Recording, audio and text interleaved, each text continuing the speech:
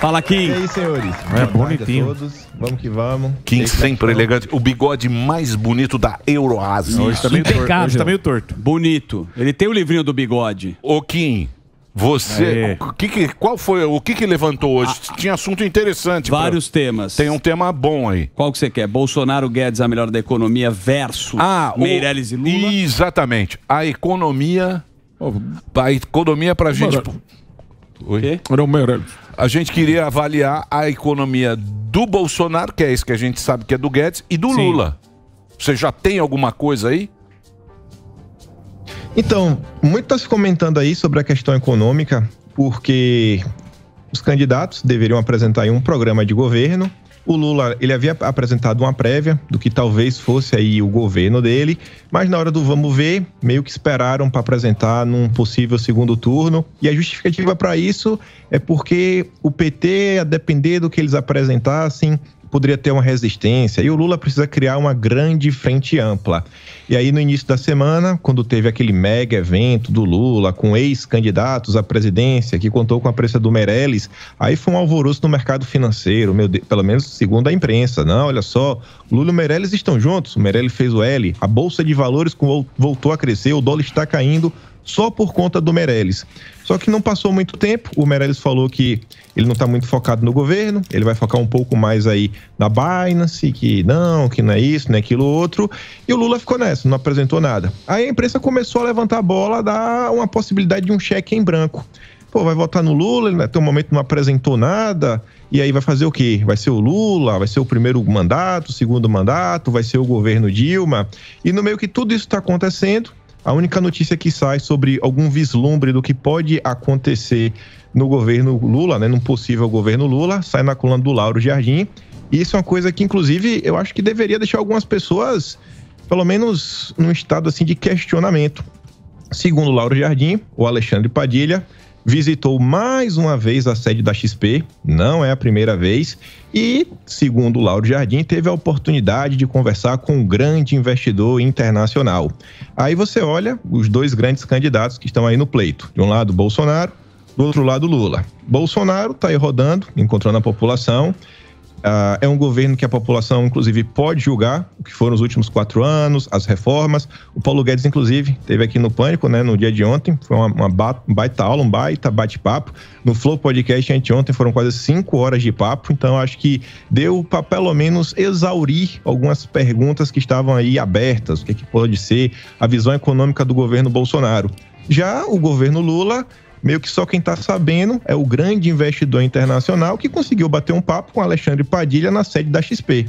Aí temos aí o Sami, temos aí o Dani, um pessoal aí que inclusive faz algum investimento ou outro. Eu até passo a bola para vocês e pergunto, né, o que é que vocês acham disso daí? Vocês acham que é normal você ter um candidato à presidência onde um dos porta-voz dele, uma espécie disso, com o mercado financeiro, está comentando primeiro para a turma do que para o povo brasileiro, que é quem vai votar aí nas urnas no domingo?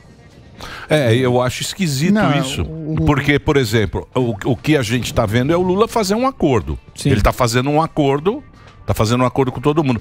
Mas ele não mostrou para a população ainda. Não tem uma proposta. Não, e o Tem proposta? Não, quero saber. O Lula proposta tem proposta? econômica. Não tem proposta. Mas você não sabe nem quem é. O Meirelles está querendo ir, mas o Lula não se comprometeu. Tem um outro. Então, mas como é tem um outro que chama Guilherme Melli, que é um cara do PT, um economista. Não, chegaram até a falar que o próprio Alckmin seria, e não tem nem, acho, assim, não se sabe. Para. E o pior que é não saber. Não me parece que o Lula tem interesse em apresentar. Não, teve aquele jantar anteontem com os empresários, teoricamente ele falou de reforma tributária, mas acho que fala qualquer coisa para... Fala que a turma quer ouvir. Não, fala que a turma quer ouvir, mas não tem plano, não tem nada, porque o plano é o quê? Crescer, é ficar rico. Chover picanha. É um plano assim que... Tá muito varziano. Sim, exatamente. Tá muito varziano. varziano. Mas o pior é a falta de cobrança, né? De um candidato em relação a certas posições. Consórcio? Do consórcio de todo mundo. Pô, se o cara quer ser presidente, você tem que saber. E aí, como que você vai fazer reforma? Vou fazer alguma reforma tributária. Mas como? Como que você vai fazer para dar mais dinheiro para os pobres? Eu vou fazer. É um Waze sem internet do Lula. Ontem ele falou já 2 coisas que afetaram a Bolsa, anteontem. Ele falou que ia voltar o FIES e os planos do ProUni, que é financiar estudo universitário. A gente pode até perguntar para o ministro. Isso tem várias críticas. Os empresários estavam lá no beijamão, pô. Então, tá todo mundo aplaudindo, cara. Mas tá meio esquisito. E teve também, tá bem estranho. Que falou que vai voltar a interferir em preço da Petrobras. As ações ontem caíram. Agora, eu mesmo não faço a menor ideia. Difícil saber. E é ruim essa falta de transparência dos candidatos. Deixa eu perguntar, quem sabe isso? Boa pergunta, né? O Alexandre Padilha tá rodando aí no mercado financeiro, já foi algumas vezes aí na sede da XP. Acho que se perguntar pro Guilherme Benchimol, ele deve saber alguma coisinha para contar, né? Se ele quiser compartilhar com a galera. Pelo menos segundo o Lauro Jardim, o Alexandre Padilha deu alguns vislumbres do que pode ser a economia do Lula aí, né, para um grande investidor internacional. Agora, teve outro ponto também que eu não sei se isso interferiu ou não na questão da Bolsa de Valores, mas tem a ver com as propostas econômicas do Lula. Isso é uma matéria 3 dias atrás, na Folha de São Paulo, sobre a possível volta do imposto sindical. E aí eles falam que pode acabar sendo uma taxa que será cobrada, né? Pode inclusive ser descontada do contra-cheque e que seria, assim, por parte de todos os trabalhadores, porque assim, todo mundo que acaba meio que sendo contemplado pelo acordo coletivo. E aí fala que essa nova taxa, assim, o PT é bem legal, né? Os sindicalistas que propuseram, falou que pode ser paga de forma parcelada e eles estimam que pode girar ali em torno de 1% do salário. Eu não sou um grande matemático, mas eu fiz uma pequena conta. O imposto sindical do passado era 1 dia de trabalho. Quando você pega aí, você vai ter no ano, né, 250 dias úteis, uma média. Exatamente. Você tira aí férias, etc. Em geral, um trabalhador trabalha entre 220, 230 Aumentou dias em 2 por vezes ano. e meio. Ou seja, antes, 1 dia de trabalho era menos de 0,5%. Se agora viu o imposto, que é 1%, ou seja, o imposto sindical volta custando mais do que o dobro. Então, assim, não acho que é um projeto econômico meio complicado. Inclusive, você tira a liberdade da população de escolher se quer contribuir ou não. Sindicato tinha que ser que nem na Europa, alguns países como a Alemanha. Mas se o Lula ganhar, vai voltar o sindicato. Mas é o seguinte, devia ser assim, você faz o sindicato. Mas quem quiser contribuir, contribui. Mas é congresso isso aí. Então, projeto Congresso. Muito bem. Mas eu posso... Mas tá na pauta. Sim, tá na pauta dele, tá exatamente. O negócio que já tinha acabado, agora volta. O Emílio falou em várzea, que eu concordo com ele. O que você espera do debate de hoje? Você espera mais proposta? E outra coisa, outra pergunta. Você acha que esse debate, ele pode ainda, ele tem a condição, estamos ali perto de domingo, ele tem a possibilidade de mudar o voto, de mudar a cabeça de quem tá assistindo? Muda. Eu acho que esse debate, assim como o primeiro debate, eu acho que ainda deve ter algum ou outro, sabe, que está assim meio desgarrado, meio perdido, tanto para a esquerda quanto mais para a direita. Após o primeiro debate da Bandeirantes, né, que todos os candidatos foram, eu falei que achava que a principal vitória de Bolsonaro foi ter feito alguns acenos para algumas bases que o elegeram em 2018, uma turma que às vezes estava um pouco mais insatisfeita, uma turma mais ao centro, o pessoal chama dos isentões, os liberais, etc. Principalmente quando é um pouco mais incisivo a bater no Lula sobre a questão da corrupção, da Petrobras, do passado do PT. E o debate de hoje, eu acho que o que sair aí, né, desse atrito, que é a grande batalha da noite, acho que é todo mundo esperando, é Bolsonaro versus Lula e William Bonner, que assim estão juntos, isso aí também é algo bem óbvio. Pois é, tá jogando em casa, o Lula fugiu do SBT, a Globo de jeito nenhum. Então acho que assim vai ser talvez um pequeno divisor de águas. E eu acho que inclusive o eleitor do Ciro Gomes e da Simone Tebet, eu acho que ele pode ser influenciado. Talvez não no primeiro turno, mas quem sabe no segundo turno. Ontem saiu, por exemplo, uma matéria interessante que fala que a Simone Tebet, ela perdeu parte do apoio do empresariado e parte do apoio foi pro Lula. Assim, por que não soltou uma matéria falando que parte do apoio foi para Bolsonaro? Ou então parte do apoio foi para o Ciro Gomes? Uma parte que perdeu, assim, ela perdeu apoio. Aí uma parte foi para um, foi para outro. Porque a imprensa faz questão de destacar para um único candidato. É o consórcio. O consórcio está impossível. Consórcio está impossível. Consórcio E a degola? E a degola? Você acompanhou aí? Degola, né? Complicado. Chegou a degola? Isso aí é proibido no Brasil. É proibido? Mas você tá fora. Na Austrália, você tá na Austrália. Você tá longe. Mudou o fuso. Hoje... Carta rogatória demora pra chegar aí. É proibido no mundo todo. Se quiser ser degolado, eu não quero. A degola agora ninguém explicou. Ninguém vai explicar a degola. A degola vai ficar assim como uma gafe. Não, aquelas coisas que a gente nunca brincadeirinha, né? Brincadeirinha. A degola vai ser a convulsão do Ronaldinho. Isso. Só quem tava no quarto sabe. A degola, depois de alguns anos, a convulsão do Ronaldinho. Tem coisas que a gente nunca vai saber. Não sabe até hoje o que aconteceu. Na vida. Muito bem. É isso? Parece que a gente teve um pequeno bizil. Voltou.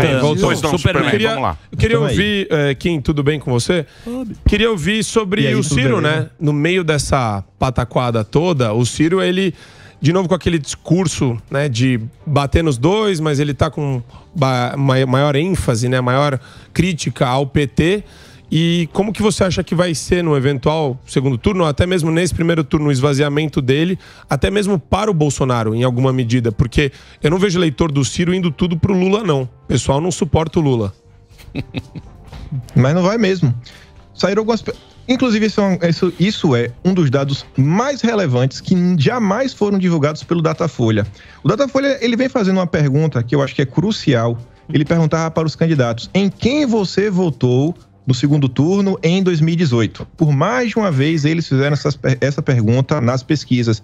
Isso é importante, porque imagina aí, o Datafolha solta uma pesquisa que mostra que 90% dos entrevistados votaram em Haddad em 2018. Ou então o oposto, que 90% dos candidatos votaram em Bolsonaro em 2018. E aí o pessoal não comenta. Saiu uma pesquisa da Veritá, onde eles colocam, e você vê que no que diz respeito ao Ciro Gomes, nota lá nos, 5, 7% que ele tem, mostra quantos desses eleitores votaram em Bolsonaro no segundo turno em 2018 e quantos votaram no Haddad, mostrando que exatamente isso daí, o eleitorado do Ciro Gomes está meio que dividido, sabe? Meio Bolsonaro, meio Lula, né, nesse exato momento, que foi o que aconteceu no passado. Sobre o Ciro Gomes e o PDT e essa movimentação como todo, como eu estou vendo a situação?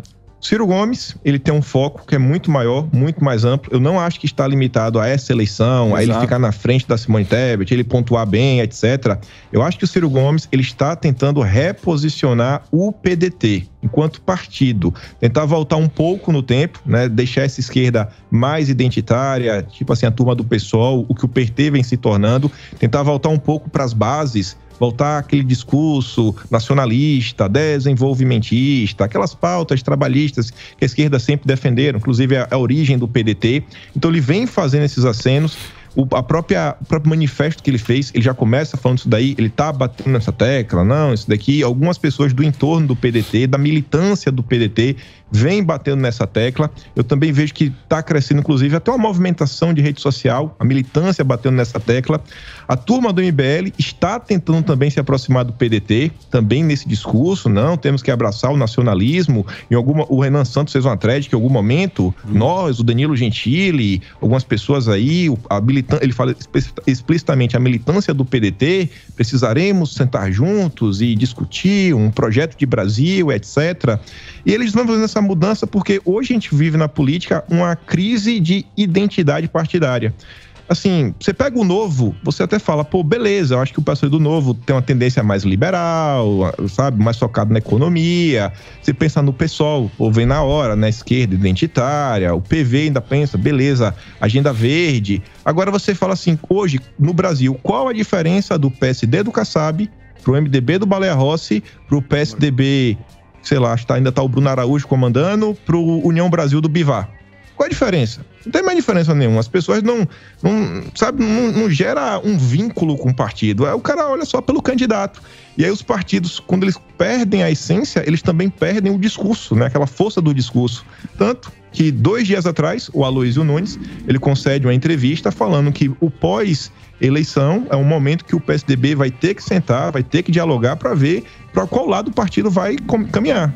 Porque, assim, tá completamente perdido. Virou uma grande massa amorfa esses partidos brasileiros. O nosso querido o governador aí juntar com o Lula lá de vice, porra. O Alckmin. Sim. Lula! Opa! É a quebra do teatro. Opa! Eu sempre votei nele pra ir contra. Mas eu vou falar. Estranho. Até... Muito amplo. Acabou mesmo. Acabou. Zerou o jogo. Sim, lógico. Zerou o jogo. Quem pode escrever aí? Data-feira. Vai lá. Data-feira. Hoje já tem Isso aí não vale nada.